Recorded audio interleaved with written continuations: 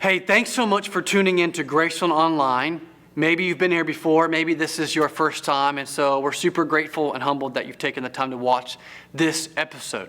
In this particular episode, I'm going to walk through the topic of understanding the story of the Bible. Understanding the story of the Bible. Now, I imagine and presume that you like stories.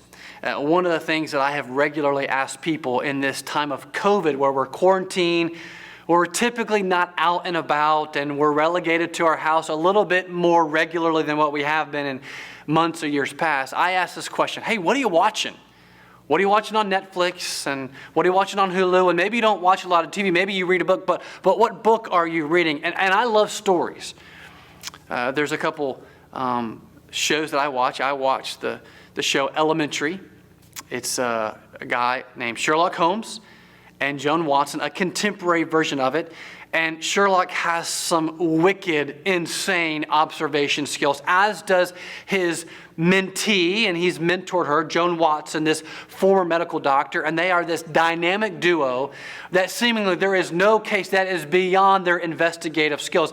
And I love watching and seeing all the circumstances come together, and finally, in the last 3 or 4 or 5 minutes, every single time, they crack the case. And you watch the episode thinking, yeah, I got that. But I love the story, the ups and downs. Another show that my wife and I watch is a show called This Is Us. I think it's on the 5th or 6th season. I'm on season 2. I'm really behind. But we love that show. You've got Jack and Kate Pearson. Kate is pregnant with triplets. They lose one, but believing that they were supposed to have triplets, they adopt a young African-American boy that was born the same day as their 2 other children were, that was dropped off by his father at a fire station, and they become what's known as the Big Three.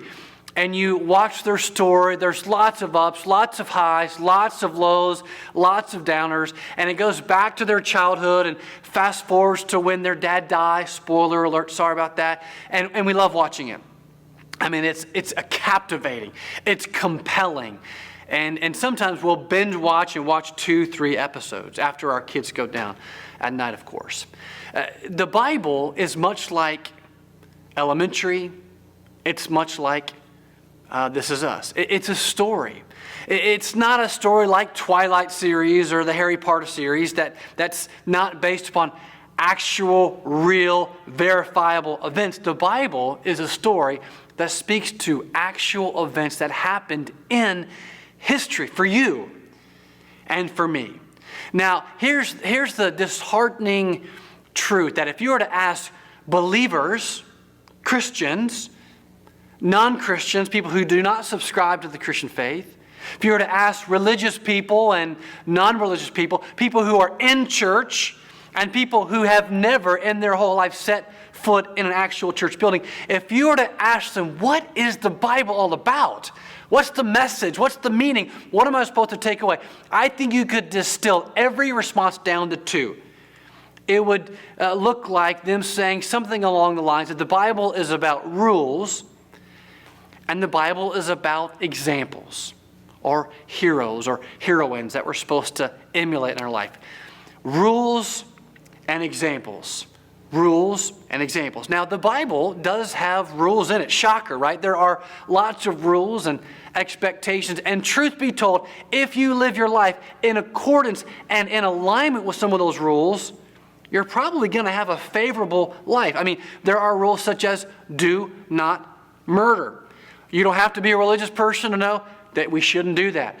There's things like do not steal. You're like, well, I don't know about that. Yeah, you do, because when you were in high school or middle school, if you actually took the answers of someone else's quiz or homework or test and you got caught, there were repercussions to that. So there's all sorts of rules and expectations that the Bible puts forth unashamedly about what we are to do. But the Bible is not primarily about rules. Well, maybe it's about examples.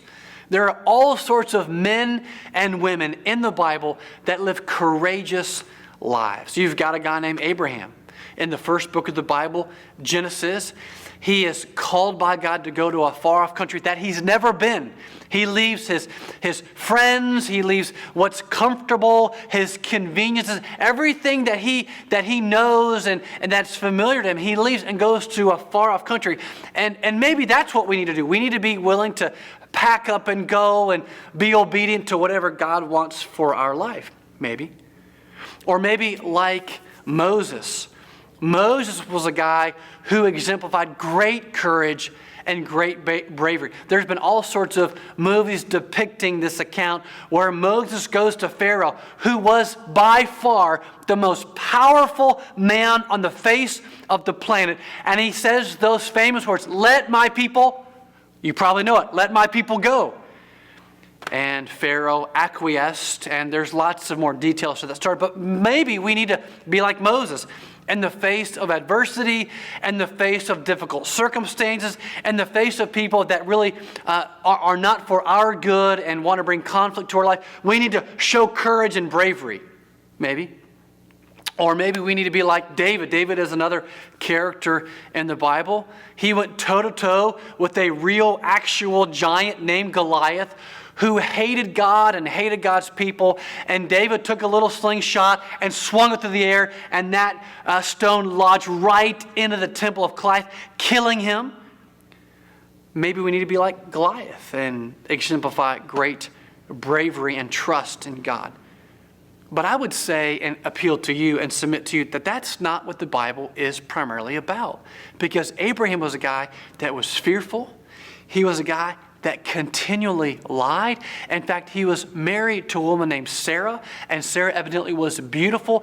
And because he wanted to save himself and didn't want to potentially get into trouble and preserve his life, he said, "Oh, she's not my wife, she's my sister," because he thought, if I tell them that she's my wife, they're gonna murder me, so I'll tell them that she's my sister, not caring for his wife. He lied and exemplified a lack of trust continually throughout his life. Or what about Moses, the guy who had great courage and bravery? Well, did you know in the book of Exodus, the second book in the Bible, Moses actually murdered a man? That's not an example I want to follow. What about David? Though he, as a young child, exemplified great trust and bravery in his God, he later saw a woman who was not his wife, and though he was married, actually had a sexual relationship with this woman. And he actually attempted and succeeded in orchestrating events with the general of his army to send this woman's husband on the front lines. And when the enemy approached, the people of God were going to pull back and leave him exposed. And David did some wicked things. No, the Bible is not about examples. And the Bible is not about rules. The Bible is most of all about a story. It takes every story in the Bible to tell of this one overarching story or narrative, this grand story that starts with a young prince leaving his homeland, leaving his perfect dwelling, his perfect residence to come and save his lost treasure. People, you and me, who oftentimes and most of the time don't even know that we need to be rescued. You see, I believe deep down, if you're watching this, you know deep down in your soul, you know there's something else to this life.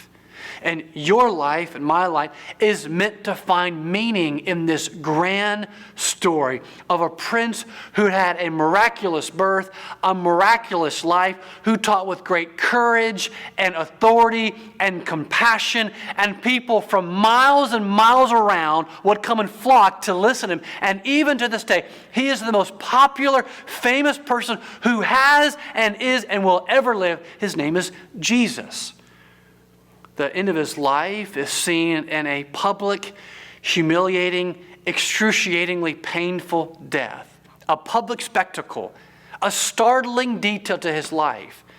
And people's hopes and dreams were dashed upon the rocks as they thought he was the one who was going to bring rescue. And yet we know in the Bible teaches that 3 days later, there is this truth that even as I say it now, that not all dead men stay dead. I don't quite grasp the amazing, supernatural, remarkable truth that is. That Jesus died, he was buried, and he rose again so that we could be rescued. Rescued from what? Rescued from a life that says this is all there is. Rescued from a life of disobedience. Rescued from a life of joylessness. Rescued from a life of hopelessness. Rescued from a life of purposelessness. Rescued on and on from the sin that we know deep down in our heart that we've committed. Wrongful doings that we've done and have been thrust upon us. And what do we do? How do we get clean? And how do we get forgiven? How do we find freedom and victory and a new start and change? And how do I get rid of all the ickiness and all the ugliness in my life? Well, again, understanding the story of the Bible. It takes all of the collection of the stories in the Bible to tell this one overarching story. This prince came and lived, he died, he was buried, and he rose again. And that's the story of the Bible that I hope you have come to believe and embrace. If not, in subsequent episodes, we'll talk more about that, about what that means for your life and my life. If you have found this helpful or beneficial, we'd love for you to like it, to share it, and even subscribe to it. And if not, don't tell me, because I'm really sensitive. I'm just kidding. We'd love for you to like it, to share it, and subscribe to it. I hope that was beneficial as you think about the question, the topic, understanding the story of the Bible. Look forward to seeing you soon.